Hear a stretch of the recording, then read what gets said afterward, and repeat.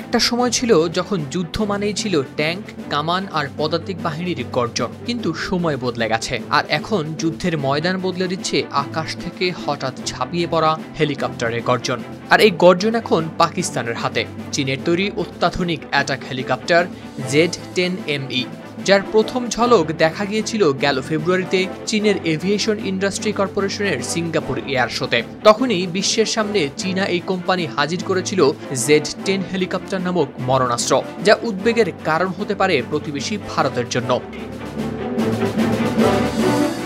তখনই কানাঘোষা চলছিল, এটাই বুঝি পাকিস্তানের জন্য বানানো।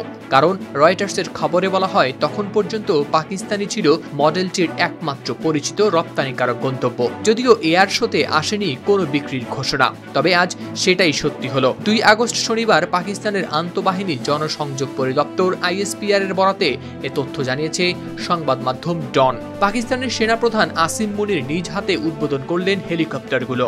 মুজাফফরগড়ের ফায়ারিং রেঞ্জে চোখের সামনে চলল আগুনের খেলা, যেখানে হেলিকপ্টারগুলো লক্ষ্যবস্তুতে নিখুঁতভাবে আঘাত হানল।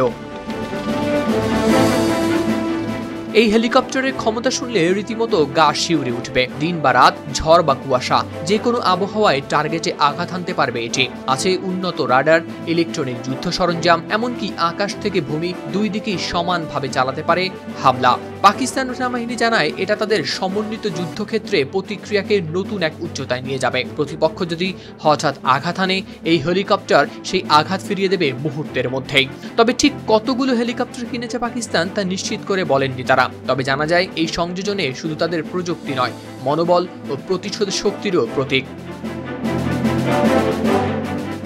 একটু পেছনে ফিরে গেলে দেখা যায় 2021 সালে চীন ট্রায়ালের জন্য পাকিস্তানে পাঠিয়েছিল কয়েকটি Z-10, তবে সেগুলো তখন সেনাবাহিনীর মন জয় করতে পারেনি। এবারকার সংস্করণ Z-10ME, যেখানে সবকিছুই আরও আপডেটেড, আরও ভয়ঙ্কর। এদিন শুধু হেলিকপ্টার নয়, সেনাপ্রধান সৈনিকদের পেশাদারিত্ব, লড়াইয়ের ক্ষমতা আর মনোবলেরও ভূয়সী প্রশংসা করেন। পরে মুলতান গ্যারিসনে নাগরিক সমাজ ও শিক্ষাবিদদের সঙ্গেও আলোচনায় বসেন।